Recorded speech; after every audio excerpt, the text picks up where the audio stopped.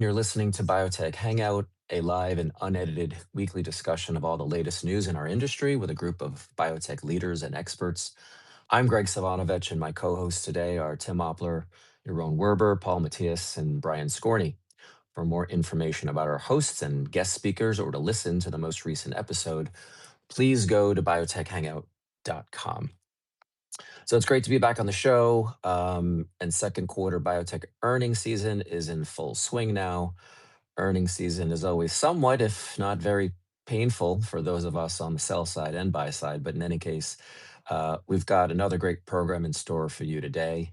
As usual, our show is structured generally the same way. We'll first discuss markets and the macro picture. Next, we'll move on to this week's BD deals in biotech, followed by comments on the regulatory landscape. And we'll close with notable company specific developments where we try to get through perhaps the more salient news events of the week. But to start off, let's talk about biotech sector performance, especially as we're now firmly past the halfway point of the year. I'd say at a high level, it continues to be a bit choppy of late, and I'd go even further to say we're seeing some pressure in the sector, particularly today. I'm seeing the XBI down about 3.5%. And the XBI is now trading at sub $150 levels. Recall we crossed the 160 mark at the beginning of the month and even hit the 164 level on July 9th. That said, I think we've come a long way in the bounce back from trough levels of several years back. And bigger picture in terms of our sector outlook, and my team and I at Mizuho just published our second quarter biotech sector preview earlier today. But I think overall biotech fundamentals appear very much intact. Importantly, I'll call out at least three specific themes that I think could continue to drive sector outperformance. These include, and I'm sure there are others as well, but I will highlight, previous headwinds at FDA that, given high-profile turnover and senior leadership at the agency, have now, we believe at least, have turned into tailwinds for the sector. And we'll have more to say on this in terms of what we're seeing at the FDA in a little bit. Two, the biotech IPO locomotive continues running full steam ahead. And if I have my numbers right, I think we have about 14 US biotech IPOs year to date. And I think that's more than the eight that we saw all of last year. And for sure, there are several more in the queue. And third, just a continuation of very robust M&A activity, where I will remind that over the next decade or so, I think there's an estimate out there of over 300 billion in revenue that is at risk due to patent expirations or losses of exclusivity. And that just means that big global pharma companies are going to need to find ways to plug in revenue gaps or holes. And that often means them looking to acquire smaller and mid-cap biotech companies. This is all good, in my opinion. And, as I don't see any real big picture macro reasons for near-term underperformance, um, I think this sector continues to rally throughout the balance of the year. In terms of the XBI, which we look at as the best, although by no means perfect proxy for the biotech sector, um, we're seeing 24% year-to-date performance as of at least yesterday's close. And this compares very favorably against year-to-date performance for the S&P 500, which stood at a plus 9% year to date, and the NASDAQ composite, which is up 8%. And for additional perspective, just in this time versus 3 months ago, the XBI has gained some 1,600 basis points. So, meanwhile, healthcare, more broadly speaking, is up only 6% year to date. So, again, given 24% positive performance for the XBI, biotech continues to be a clear winner. And of course, we'd love to see this trend in biotech continue. I'll just briefly comment on the US biotech IPO market after seeing Scribe Therapeutics make its public debut last week. This morning, or sometime today, I think trading should begin in ApniMed, and that is a Cambridge, Boston-based biotech focused on respiratory or breathing-related diseases.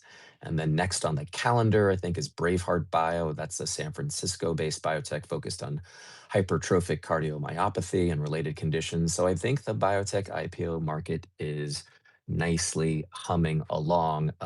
With this in the background, just on a macro of where we are in biotech, I'm going to pass things along to Tim, who I will consider one of our more senior statespersons in our industry. And Tim, I think you want to make some comments on current trends we are seeing with reverse mergers and pipe financings. And then I think separately afterwards, you're going to cover the ever evolving and, of course, perhaps controversial role of AI and biotech in the life sciences. So, Tim, go ahead and take it away.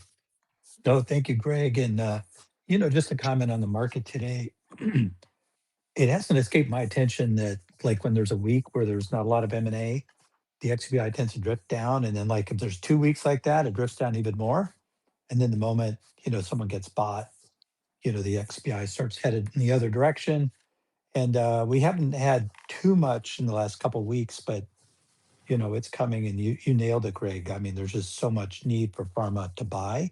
I think the fundamentals are very much in place, and I wouldn't be surprised to see the XBI finish the year closer to like 175, 200 than where it is right now, which is under 150 really for the first time in a while. On these reverse mergers, by my count, there's roughly 10 companies that have gone public this year via reverse merger. So that reverse merger mechanism is pretty much as important, if not more important this year than the traditional IPO, which is quite the change. And the question is why. I talk to people in funds, and I'd love to hear what the rest of you think. What fund managers say is that if you do a pipe deal in the reverse merger, you get to do confidential diligence, which is a little different than an IPO. Goes public sooner, so a lot of people are worried about the midterms. For whatever reason, Trump's numbers don't look great, and I think there's just a lot of uncertainty about the complexion of the country around politics. It's not that people are so pessimistic or optimistic. It's rather no one wants to wait around and find out what it's going to be. Um, One of the fascinating things about reverse mergers this year is if you look at the post market performance, these deals have done really well. And so, you get the endorsement of a bunch of funds that have had the opportunity to do confidential diligence. And so people pile on, and you have a transaction that's oversubscribed, and then the stock does well. This week, we saw two of these transactions as an example. I'm going to pause before I jump into AI and just see if anyone else has thoughts on this topic. Yeah, it's I Yaron. mean, the only thing I would just say is like on these reverse mergers, I feel like at one point people would ask questions. Why did a company go public like that? Maybe a company goes public via reverse merger and they're like, no one really knows, or most of the market doesn't really know who they are for 2 years, right? But now it feels like the process has been kind of perfected. You don't really sacrifice syndicate quality, right? I mean, look at the syndicates of some of these, right? It's often the who's who, and so I just think in the context of that, right? I also hear anecdotally it's cheaper too. It feels like some of the prior disadvantages around perception have waned. What were you going to say, Yaron? Yeah, no, to your point, I was going to add, it's like what we're hearing, because we've done some of these, is it's just a lot faster, and that's what's critical for the investor base and for the management team. They can get it done really fast. It does take time for the deal to close, and I would say that's kind of the Achilles heel of the process. But to your point, they've been very well received. Well, thank you both. And no, it's really interesting. We'll see how the rest of the year kind of finishes out. It does feel like IPOs are starting to pick up a little bit more, and they were sort of quiet before. And it seems like wasn't so long ago that US was, bombing Iran all the time, and that was focus, and there was a lot of uncertainty in the market. And that uncertainty is perhaps a little bit less today. The other topic I thought would be interesting to touch on is what's going on in AI, and specifically Anthropic with their cloud science program's been coming on really strong. There's a lot of speculation last week that, Anthropic could go out and buy a big pharma, right? They could just snap up Bristol Myers or AbbVie or something. Seems all like a little crazy. I will say that the interest from big pharma and AI because of this move is really strong. And, you know, when we talk about AI in the life sciences, we're often speaking about the idea of using a computer to make molecules. The problem with that idea, even if computers are really good at making molecules, is most of the time costs and the real cost is actually in the clinical side, where AI is helpful, but not as helpful. And so, making molecules with AI doesn't necessarily solve our industry's bottleneck. So what Anthropic is really doing with cloud science is they're using agentic AI to allow scientists to essentially get a lot more leverage. I'm sure we're all trying that. A lot of people are using these various programs, from OpenAI or Claude or whatever. And I know I use them in my just everyday life as a banker. And it's just kind of crazy how much incremental leverage I can get. So that's even bigger on the science side. So there's all sorts of companies out there, Claude being the main one, but others like Cadence that are just so cool. And, Cadence, for example, has added like over 150,000 scientists to their site in just like the last couple months. And so this space is just red hot. My gut instinct is that AI is going to be really transformational to the process of doing science. And I don't think it's so much, you know, making molecules as just being a scientist. Like, how am I going to write this protocol? Please design this experiment for me. Here's the results of this experiment. Computer, write up the experiment. Review this article. Do you think the article's well done? No, it's not. Okay, we'll fix the article. So those are all things that, used to take scientists weeks and months that like you can do in 10 minutes now. So it's very transformational.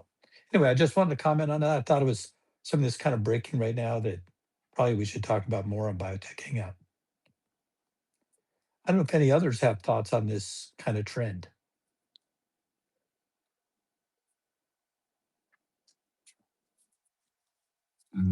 I mean, I cover some of the areas, Tim, that of the drugs that use informatics to actually design the molecules, and it's been, to your point, we've seen sort of this game before. That they've been actually fairly successful, and I would say really kind of immediately jumps to mind. There's other examples. The challenge, to your point, is that the platform, and this is sort of even Anthropic buying a large pharma, the platform can have unlimited power and limited ability. The abilities to then reduce that to practice and the associated costs associated with it, especially given some of the failures that are inevitably are going to happen. So we think of it as it's going to be a technology that's going to get embedded in everybody's research. Some are going to do a better job with it than others. But at the end, I don't know that the technology itself is going to be the sole driver. It's going to be an enabler, and everything around it is going to be equally or even more critical. Thank you very much. Greg, back to you.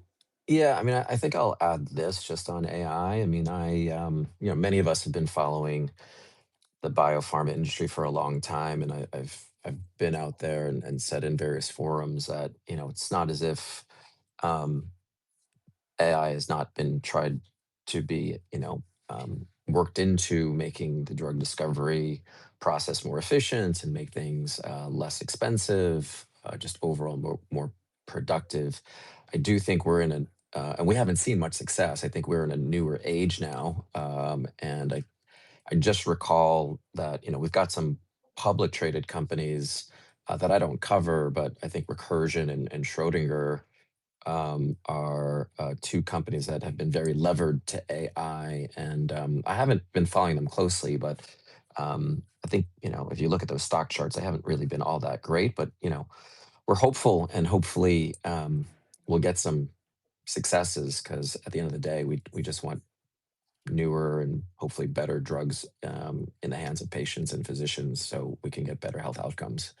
Um, it is a fascinating space to follow. I'm not the smartest one on this space, but I feel like every day that things go by, just advances continue to be made. That it's hard to keep up with everything.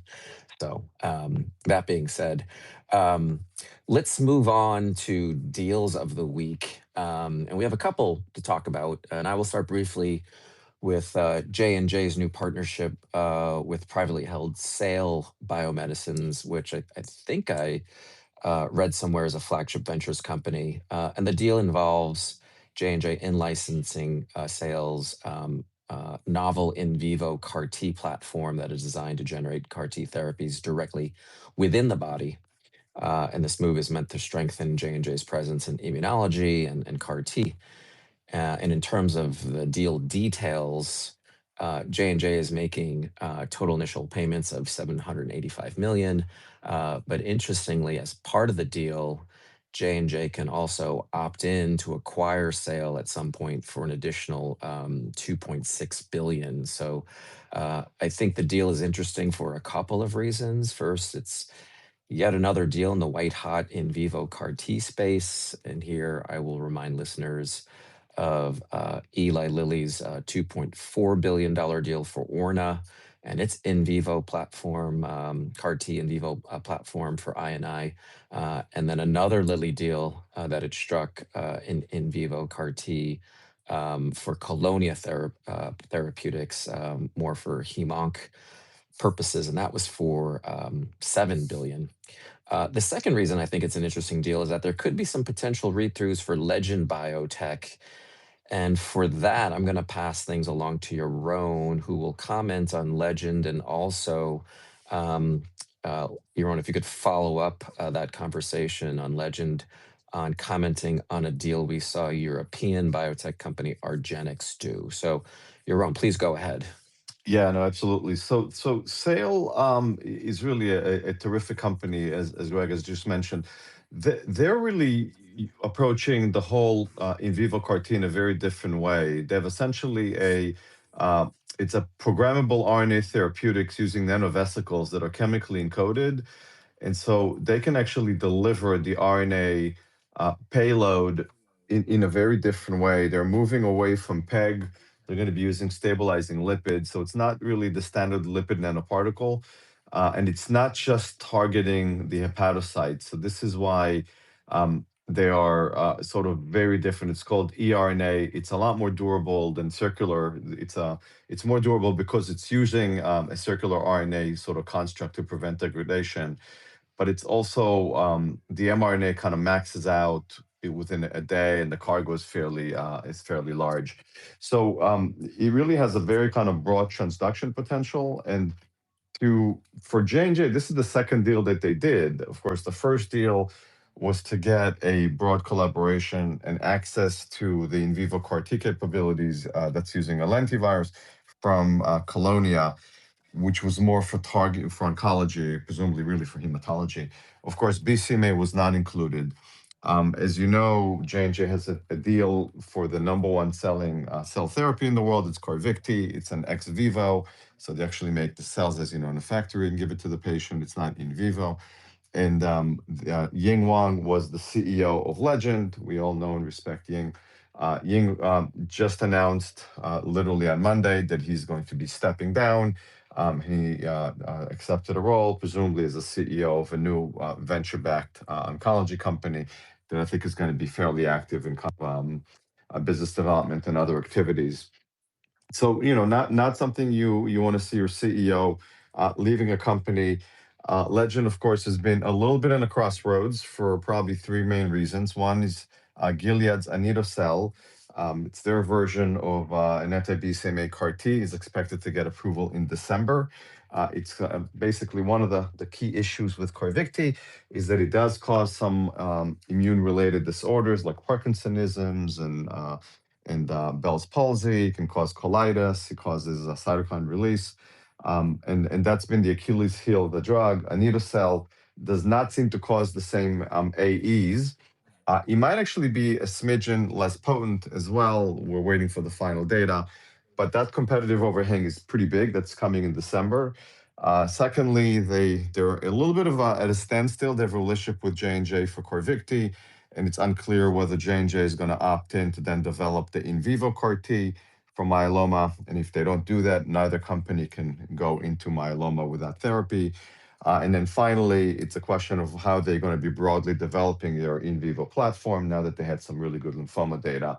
I think there's a lot of hope that J&J will buy Legend. I think we've been saying in our reports that we think that's unlikely. Well, now they've done two essentially deals that give them a broad in vivo platform, so even less of a reason to buy their partner. And then secondly, how are they going to ultimately develop the platform? So clearly there's been probably some strategic sort of misalignment there. So not ideal. The stock reacted, obviously. Carvykti, in the meantime, is continuing to sell really well, but that market is getting very, very competitive. Thanks, Okay, Sharon, for that. yeah, yeah. I think you That mentioned the next deal then. yeah. If you want to also comment on Argenx's deal, that would be fantastic. Yeah, absolutely. So Argenx bought a company called Forte. We have the luck of covering both of them, so it was really fun to kind of see that go into fruition, and was kind of very efficient to put the models together. They're under the new CEO, Karen Massey. This is the first deal actually that I believe Argenx has ever done in terms of acquisition. It was 2.2 billion.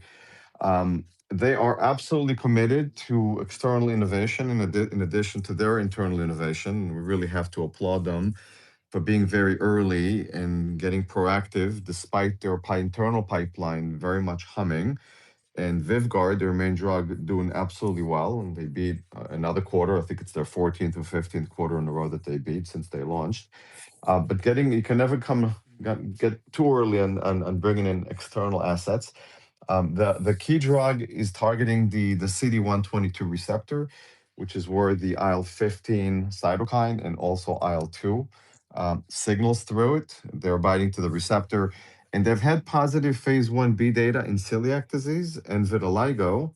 And we're waiting by the end of this year to get the confirmatory phase 2b celiac study that's randomized and the phase 1b data for alopecia areata.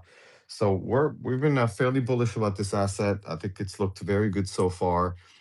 We are optimistic that the celiac study will be positive as well. And that this area is getting a little bit more competitive. It's getting a lot of attention. So of course you have Teva with Royalty Pharma developing their IL-15 antibody. So they're not binding the receptor, they're binding to the cytokine in the blood that binds to the receptor. And they've had positive data in vitiligo. And I think we're all now anxiously waiting in the second half for their celiac data. And then after that, I think vitiligo is the lead indication there. And then, of course, there's another company called First Tracks that has also a CD122 antibody that is going to read out their phase 1A/phase 1B data in celiac second half. So this is really, we think, the next area of innovation in I&I. Big unmet needs, and great to see Argenx now jumping in as well. Really interesting deal for Argenx, which has been a remarkable success, obviously, in biotech in general, but particularly for European biotech. So it's nice to see them with their aspirations acquiring Forte. I'm just going to quickly touch upon a deal that's was previously announced, and then we're going to segue into a broader biotech M&A discussion. But I wanted to mention that we got an update on Eli Lilly's recent acquisition of psychedelics player AtaiBeckley, which they yesterday disclosed via an SEC filing some of the play-by-play of how that deal went down. And I always find the play-by-plays a very fascinating read. It shows how BD deals get done in the history. But it looks like in this particular case, and again, that's a recent deal that Eli Lilly announced. But it looks like Atai was approached in December at first by another pharmaceutical company, which obviously is unnamed. But that was initially for a co-development and co-commercialization deal for AtaiBeckley's lead asset, which is called BPL-003. That's for treatment-resistant depression. And there was an offer for 125 million upfront for this type of deal. Notably, this approach came 1 month after Atai had completed its merger with a company called Beckley Psytech. Nothing pretty much happened for a couple of quarters, and then Lilly joined the fray, I guess, in early June with an initial deal, and they ended up maybe a couple of weeks later sweetening its offer, June 11th, with a $6.75 upfront, but then they tacked on a $1 per share contingent value right, or CVR, which was tied to potential FDA approval of a compound called VLS-01 for treatment-resistant depression. And VLS-01 is in phase 2 testing. The back and forth continued for a few more weeks, but ultimately Eli Lilly moved up on their CVR to $2.50, and that's what got the deal done. But from an initial BD discussion by another suitor, and again, as I mentioned earlier, it seems like Eli Lilly is buying everything, which is very impressive to see what they're doing. But I guess it's with a view that perhaps the obesity related or GLP-1 related or triple G related future revenue streams will be there, and maybe they won't be there forever, but they're certainly being very aggressive with M&A. Paul, let's get you into the conversation because I think you had some thoughts that you wanted to offer to our audience on this idea of when companies that are kind of smaller but then are starting getting bigger, when should they get acquisitive? And then maybe Yeah. we can segue into like a broader M&A discussion. Go ahead, Paul. No, totally. I wanna make this comment, and then I'm actually curious from Yaron, like what he heard from people on the Argenx side. But I think it's like Argenx is an interesting point to be an acquisitive company. Alnylam is kind of getting to the point now too, where it's like, are they going to do something? I hear people talk about this with like, maybe Insmed at some point. Like these companies that get into this kind of like mini large cap range, maybe built on, a 1 to 2, really big product franchise. And then it's kind of like they almost become a little bit of a victim of their own success where people start to say, what's next? And, I think some of the cautionary tales around this, one I think was like Alexion, where with Soliris and Ultomiris, they had so much success, but then a competitor to that was even in early mid-stage development emerged. And then suddenly it became this whole like existential threat to the terminal value and where's the pipeline. And, they kind of played catch up to backfill the pipeline. I don't know exactly how this is thought about with Argenx, so maybe Yaron can chime in, but just like on Alnylam, Alnylam had this monster TTR launch. And I know we'll probably talk later in this call about their guide this week that disappointed people. But, it quickly became a 50 or $60 billion company. And then, they got a couple shots on goal in the pipeline, but nothing clear cut. And it quickly becomes this what's next conversation. We saw Vertex in this limbo for a couple years until they kind of started to break through with a couple pipeline assets. And now Vertex is, much more comfortable with doing M&A. And so I think I actually thought it was like really cool to see Argenx do this deal, because I do think when things are going well and you've got, a drug franchise like Vyvgart or, like Amvuttra, at least before yesterday, where you're beating and things are going well, I think it's easy to kind of be risk averse, right? And to stay focused on what's going great. But the market dynamics and investor perception and the multiple that people are willing to put in your business can change quickly, often via factors that are beyond your control. And so, I know there's multiple companies in my coverage, like BioMarin is another one, right? Where I think a lot of investors view it as like an undervalued stock, but this whole question of like what's next, what's my upside variance in the pipeline continues to loom. And so yeah, and I think maybe just the last thing I'll say is like I've kind of been paying attention to sort of how are the acquirers of companies in the past few months, how's their stock trading, right? And I think in general, like we're very rarely seeing big down moves, and sometimes, like in the AbbVie Apogee situation, we're seeing up moves. And so outside of the other factors that favors more M&A, that's probably a tailwind for the space too. But Yaron, what did you hear on the Argenx piece?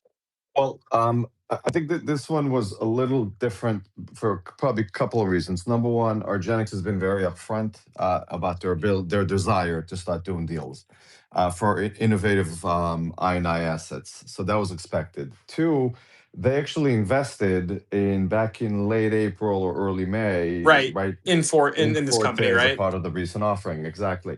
So we sort of knew they're around the hoop, and we knew this data's coming. And on the heels, well, we knew that Forte released their vitiligo data, which led the stock obviously to go up a lot. And at that point, they also pulled forward their guidance that they're going to have data, quote unquote, soon / imminently for celiac before it was 2026. So I think, and then on Thursday, Argenx reported and again reiterated their desire to do M&A. So Forte stock absolutely ripped on Friday, and of course, it got acquired on Monday. So it was a little bit televised, but it was very well received on both sides. Um, and then, Paul, since you spend a lot of your time on the neuro space, any thoughts about kind of what that Lilly deal for Atai might mean for M&A in the psychedelic space, or just Yeah. activity in the psychedelic space. No, and you chime in too, Greg, especially given your like experience doing BD, because I think I cover Compass, I cover Definium, and I cover GH, and obviously pay close attention to all the competing assets. I think one of the questions has really been like, we saw AbbVie do the Gilgamesh deal. We saw Transcend Therapeutics get acquired by Otsuka, but those were like relatively smaller M&A transactions. And I think one of the questions with some of like the bigger, more established companies in this space is like, is a traditional pharma company that might care a little bit more about perception or might be a little bit more conservative with how they view perception. Are they going to be willing to step in and buy a psychedelics company, right? And this was a conversation that was actually really relevant with GW Pharma a number of years ago, right? Who was developing CBD for orphan Mhm. epilepsy, and CBD ended up being Schedule 5, right? There's nothing like stimulants or Schedule 2, but still, like I think there was even a Bloomberg article I want to say like 10 years ago about how GW Pharma, like the buyer pool might be small for GW Pharma, and then it was eventually bought by Jazz, right? A spec pharma company. So I mean, I think like Lilly, probably the most powerful brand in the pharmaceutical space, putting their stamp of approval on DMT, right? Which is, a psychedelic compound that has some tremendous efficacy data, but also like is pretty out there on the psychedelic experience side. I think that's like really, really validating for the space. I mean, people are going to always wonder, well, why did they pick this one then that one? And yeah, it's always like a hard conversation to have. But I think for the other companies that I cover in this area, I think it's validating. I also think like it's going to probably help to have someone like Lilly, building the infrastructure here, right? I mean, I think a number of these companies are going to benefit from what J&J did with Spravato. So, yeah. Do you have any other angles, Greg? I mean, in your BD seats, and I think you were at AbbVie and maybe somewhere else. Like, how much of that kind of like perception angle of this like came into play in the conversation? Yeah, I mean, first of all, I 1000% agree with everything you just said about the psychedelic space. Clearly, given what the current administration is saying and doing about their support for the space, lot of great tailwinds for those companies. And look, just as I'm sure you have as well, I've met with a bunch of private companies that admittedly have said to me, we're jumping on the bandwagon. And there's obviously very interesting science and some admittedly great efficacy data that exists for a lot of these products. And so I do think it's going to be a very, very active space. And Lilly does validate what's happening. And I think that deal does further open the floodgates for more activity.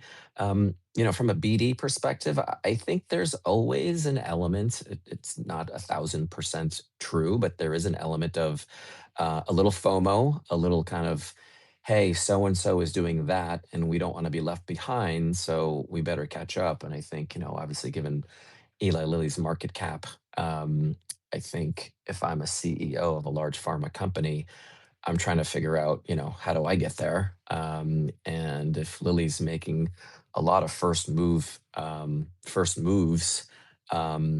then I think the rest of the industry has to at least internally debate whether they feel the need to catch up or not. So obviously, every company is different. Not everyone is in the neuro space, and certainly not everyone is got to play in psychedelics. There are only a handful of publics, and you look at some of the valuations, in particular Definium, which I think is 5 to 6 billion, and they just reported some really great data, so kudos to them. But that would be a pretty hefty M&A price if someone was looking at Definium. I'm not here to say whether it's worth it or not. I don't cover any of the psychedelic companies. And you do see market caps for the other companies you follow, Paul, in terms of Compass and GH being maybe, I don't want to say more reasonable. I'm not going to say that, but lower valuations, at least from a public perspective, at 1 to 2 billion. It'll be very interesting to see how this space evolves. Tim or Brian or your own, any thoughts there? Okay. Um, we are going to move on to regulatory and policy matters, and we've got several things to work through. So, Brian, I think you had two things, if not maybe three things that you wanted to comment on. So, I'll turn it over to you. Oh yeah, so everyone knows adcoms are like one of my favorite parts of the sector, and they are back in big fashion. And there were two really good adcoms this week that look, I think it really embodied all that I appreciate about this process. And we can have different opinions on what constitutes substantial evidence, but look, biology and medicine is complicated and not always necessarily straightforward. And look, we're almost always presented with perfect information that comes into play in clinical trials. So look, I think the FDA has a really tough job where they get these imperfect applications and need to balance the responsibilities they've been tasked with under Kefauver-Harris, which is the amendment to the Food and Drug and Cosmetic Act that makes drug companies prove products are both safe and effective before selling them. But often the process between FDA and companies winds up being very opaque. We really only get insight from what the companies tell us throughout this entire process. But one of the things that I love is that really gives us broader public insight is when the agency gets a particularly complicated application and they hold these advisory committee meetings. Again, this embodies sort of the scientific discourse and how can we really achieve and the process of achieving a scientific consensus with imperfect data in a really transparent fashion. Look, one of my biggest beefs that I had with Marty Makary and Vinay Prasad when they were running the FDA the last year and a half before their departures was the decision to kind of stop doing these and really just internalize the process, right? There's a number of applications that were rejected or just told not to file, companies sort of made pleas to the public that the FDA just wasn't listening. We just really didn't have great insight into what was going on behind the scenes. So this week we wound up with advisory committees for two pretty controversial applications: Capricor's Dermiacel for DMD and Replimune's RP1 for melanoma. And look, in classic Wall Street fashion, critical briefing documents were publicly disseminated a couple of days before the AdCom, and the respective stocks got hit pretty hard as the agency really did criticize the data. There were just kind of like a best of all of the different statistical complaints that the FDA could have, or nuances around changing data, or how to analyze specific pathology. In Capricor's case, it was really a heavy argument around statistics and how protocol changes can lead to biased results. A critique that really resonates with me. If you look at my Twitter profile, I have the multiplicity calculation for type 1 error in my headline. It's one of the things that is a big pet peeve of mine to begin with. In Replimune's case, it was a little more around how to measure intratumoral injection activity versus sort of the way we use RECIST for more of a systemic therapy. And look, I think the FDA made a really good case where they had previously rejected both of these programs and why the applications don't meet the statutory threshold of substantial evidence of effectiveness. But this was also balanced by a decent presentation by both companies. Arguably, probably Replimune's was a little more resounding, but also open public hearing portion, which generally does sway in favor of approvals. And then in both cases, look, a really robust and well thought out discussion, I thought, among the panelists, who consist of statisticians or specialists in the respective fields. And in Capricor's case, the panel voted 3-9 against, and in Replimune's case, it was the reverse, basically with a 10-3 vote in favor. And look, the FDA doesn't always go with the AdCom vote; it's non-binding, but they very often do, and there's usually a big blowback to the agency when they go the other way. But there's a lot of nuances to the commentary, and it was clear in both cases that committee members really couldn't make a very confident decision on what the benefit of either of these drugs is, if there is a benefit. And then I think, as always, it comes down to sort of the subjectivity of substantial evidence and clinically meaningful, or in the case of accelerated approval, reasonably likely to predict. But look, I mean, I just love that we're seeing it occurring again. We get a lot of transparency. I think deep diving on these things is really educational about all the considerations one has to think about in running clinical trials, and then trying to reach a conclusion from clinical data that is imperfect. And maybe just to put a final point on how this impacts the sector. Look, I think the FDA, for the vast majority of drugs, is pretty straightforward. Not to diminish orphan drugs, but where we often wind up with these sort of highly debatable results, just because it's hard to enroll very, very clear, large studies. But these on the bubble applications are really a very small part of the sector. So even though some of us view them as kind of the most interesting part of the sector, look, I don't think FDA being more or less conservative in these situations is as impactful as, say, drug pricing reform or interest rates. But for those who thought the departure of Marty and Vinay was a signal of FDA just giving everyone the go-ahead, I think it was pretty clear from these panels that that's not the case. These may be more one-off examples, and we'll have to see as we see more of these applications go forward and more adcoms go. But this FDA was not pulling punches at either of these adcoms, and that's. Love to hear anyone else. Did anyone else listen to these adcoms?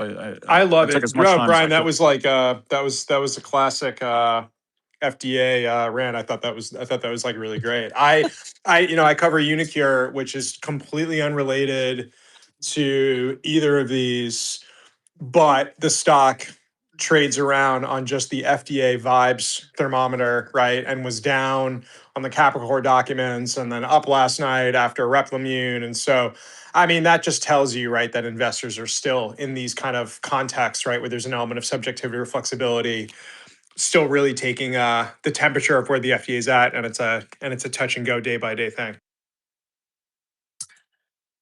I love the fact that adcoms are back. Again, my sell side colleagues and I have been in the space for quite some time, and there were times I'm sure that some of us, if not all of us, have attended an adcom in person down in Bethesda, and trying to get some sense of the body language, or even trying to get an inside read. But they're always just really fascinating. With that said, I mean, other big pieces of news, I think, from a regulatory and/or policy perspective, Brian, I think you want to talk about Dyne, and kind of progress it's making.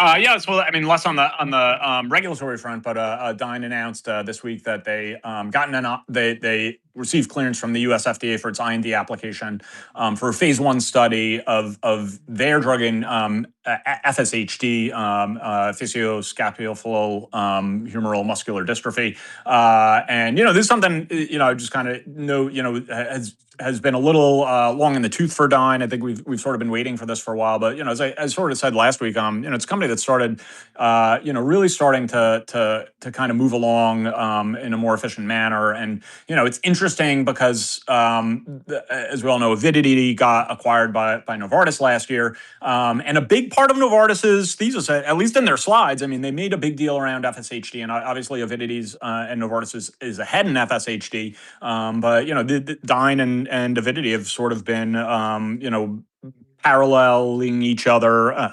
They have very, very similar platforms in terms of muscle delivery. So, I think I thought this was a nice positive for Dyne, and I'm just glad to see another program moving into the clinic for FSHD.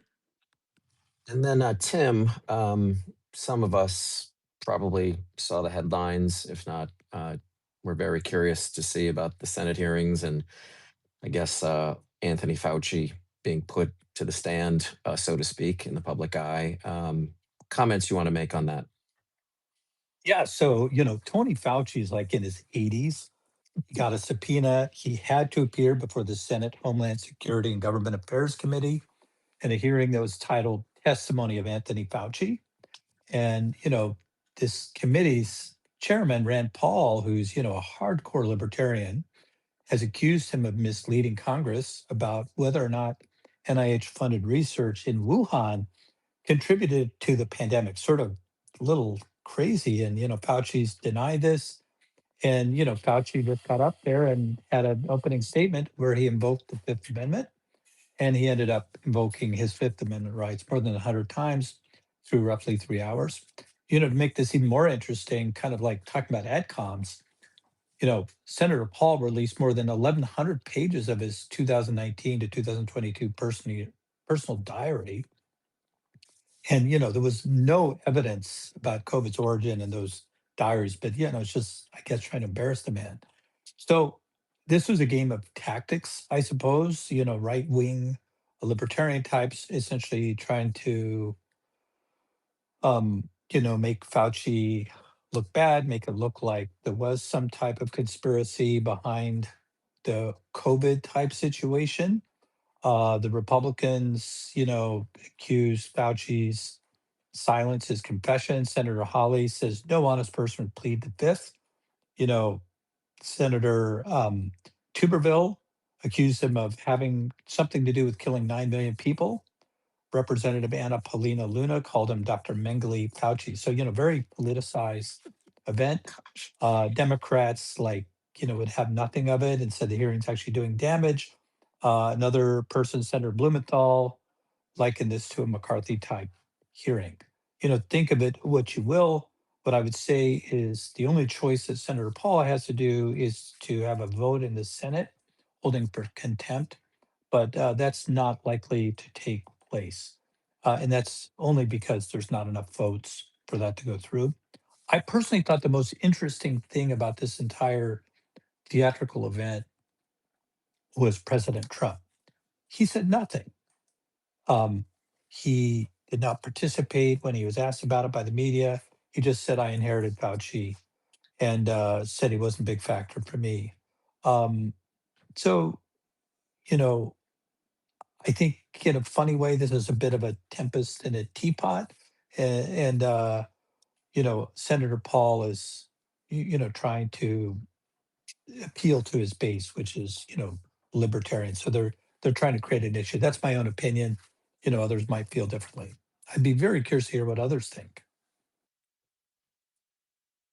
I mean, I think that that look, this is very unfortunate. Political grandstanding is kind of not something that should be ascribed to someone who's been such a public servant, and that there's obviously two sides to what's going on. But sadly, this has always been a very political topic. I personally just feel awful for the man, given what he's done to us. I don't think given how much he's contributed, I should say, right, to medicine in general and to public health, and to be kind of caught in the crosswinds. I'm not sure what.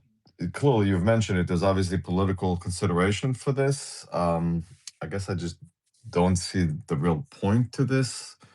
Um, I'm just mostly kind of saddened for him.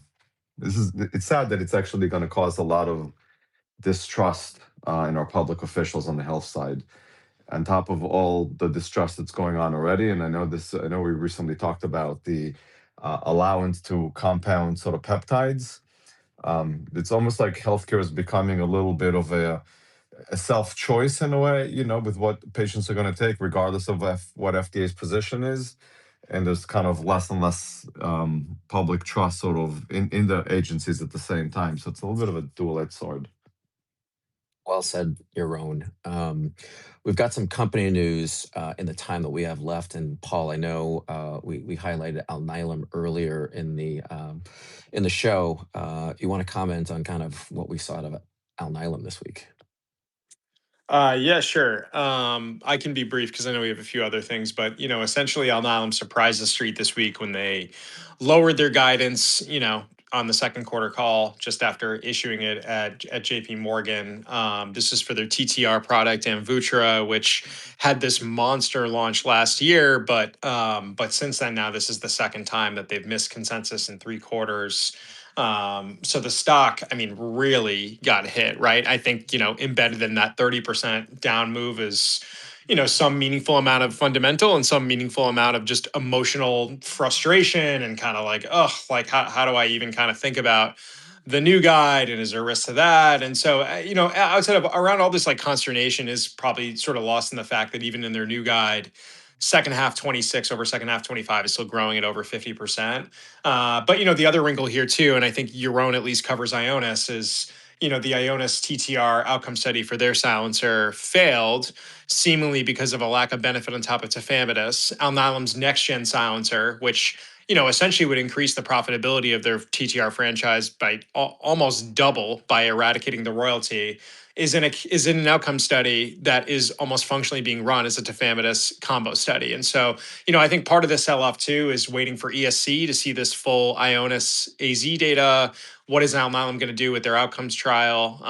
But it kind of goes back to some of the other sort of discussion we had on Argenx, where I don't want to say Alnylam doesn't have a pipeline. They do have a pipeline. They have a couple intriguing shots on goal, but they don't have anything else de-risked, right? And I do think with the Alnylam platform and how productive it was for a long time, I think a lot of investors thought there would be more, meaningful programs in kind of late stage development at this point. And so I think that those are the kinds of pushes and pulls people are grappling with. Yaron, did you want to comment at all, given the Ionis situation? Yeah, I mean, maybe I'll be brief. I mean, I guess what I can really contribute more is what to expect at ESC. I mean, kind of what we know is that there was no benefit to the combo versus mono. We know that in the patients who got Wainua mono versus placebo, the hazard ratio was 0.71. So that's a lot more apples to apples to the Amvuttra Helios B data. The data, Ionis believes that the totality of the data at ESC, including an independently conducted meta-analysis, will show that Amvuttra is very, very similar to / identical to Wainua. And so they believe that ultimately the stabilizers did better than they did historically. It's possibly because of the contribution and the amount of patients that were NAD class 1, where both stabilizers and silencers do extremely well because you're moving really early. The big question is, how did the stabilizer do against the silencer? They don't have that data in-house yet. They will apparently have it for ESC, but their belief is that ultimately the silencer and the stabilizer did equally as well. So, Hey, Yaron, can I chime in on this? yeah, go for it. I think this stabilizer silencer comparison is like the dumbest thing ever. Like, not saying that Ionis is dumb. Ionis is brilliant. They're great drug developers. But just from like a context perspective, like the patients who've been on the stabilizer had been in the stabilizer way longer, anywhere from 6 months to years, right? So it's like a delayed start analysis. I don't see, like, I hear a lot of people comparing the data for this, right? And again, I don't mean this at all as a shot against Ionis. Like, I have, like, those guys are so smart and, like they're legends, right, in drug development. But I don't see why people are playing this analysis up. I think the issue for Alnylam is like Alnylam has a hypothesis on why their drug is different. I don't see how like ESC is going to really, like, at best it's going to be hypothesis generating, in my opinion. So I still think at the end of the day, like, they're going to have to do something with their study to rescue people's confidence. But these like comparisons on arms and different trials when like the duration of treatment is different and like the timing of treatment and initiation is different and like the demographics are different, like I don't know, like that almost feels like it's set up to throw. I don't know, I don't get it. Do you disagree? So let me tell you, on the Ionis train in TTR is absolutely left the station and is no longer relevant to the story at all. So this is really being played because of the other companies, right? It's the obviously Alnylam and Bridge Bio. Ionis at this point, honestly, is an innocent bystander that has to present this data. I agree with you. From an Ionis perspective, it's irrelevant. It looks like the two drugs are identical, which then begs the question, who do you start with? Do you start with a cheaper oral, or do you go with an expensive, injectable? I think that most people are kind of, that's probably the issue here for Alnylam. Most people believe they'll start with a cheaper oral. Why not? Yeah. No, I think that's right. I think that's right. Right. I mean, Alnylam talked about how like tons of these TTR prescribers haven't written their drug yet. I mean, there's, like, I think the one thing, and we're still like defending Alnylam. I mean, the stock is down so much, but just outside of the stock context, I think the one thing that we got wrong here that I do think is an interesting kind of nuance that can happen when you do diligence on the Wall Street side is, I felt like if you talk to a handful of KOLs, more of them believed that the silencer mechanism was more effective, even after we got the Helios B data, right? That didn't 100% prove that. But I always now kind of wonder, was that really an extrapolatable sample? And to your point, you're on like, you've got this community physician who runs a busy practice, like they might not be mega in the weeds on the data, and they're going to, if it's close enough, they might do what's easiest, right? And I think that that's kind of what we've seen play out. Well, plus there's one more learnings for me, and sadly, my team and I have kind of been joking internally that we've done a better job dodging the bullets that we were positive on, and we were working on a big piece. We never got it out, and it blew up. So you want to be lucky all the time, as opposed to being smart. It's a much better business plan. And where I'm going with this is we did not get right on the Ionis side, but if you actually look, and the learning for me is this is one of those cases when you looked at the original Helios B data, it did show you that combo is not better than mono. It was underpowered, and I think there was always a supposition that because it was underpowered and it was small, it was not relevant statistically, and it was actually clinically incorrect. The early data showed you that there was no benefit, and that then worked out in the bigger sample too. Yeah, it's interesting. I mean, yeah, they have this huge reduction in mortality. Some of the other functional secondary endpoints like KCCQ, 6-minute walk are, are less convincing, right? I mean, I would imagine there probably is some benefit if it's studied in the right context, right, or the right population, the right severity.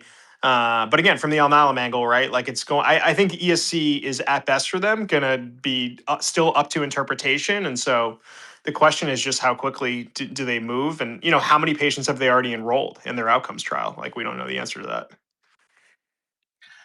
Thanks, guys. I'm going to try to squeeze in some data from today, which was Novo Nordisk, whose shares are down almost 10%. And that's not a small amount of money. On a negative readout from a phase 3 study called the ZEUS study for its anti-IL-6 ligand based antibody.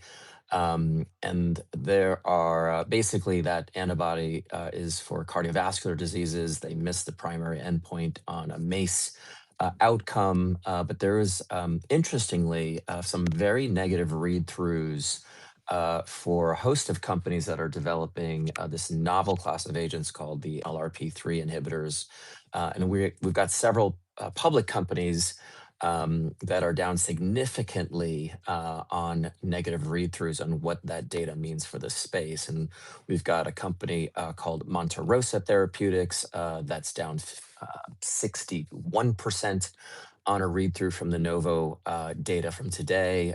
BioAge down 31% intraday, and Numora Therapeutics down 9% intraday. And I think the thought here is that people are trying to get a look on whether lowering this cardiovascular biomarker HSCRP and if you could meaningfully impact that could lead to a change or an improvement in cardiovascular outcomes.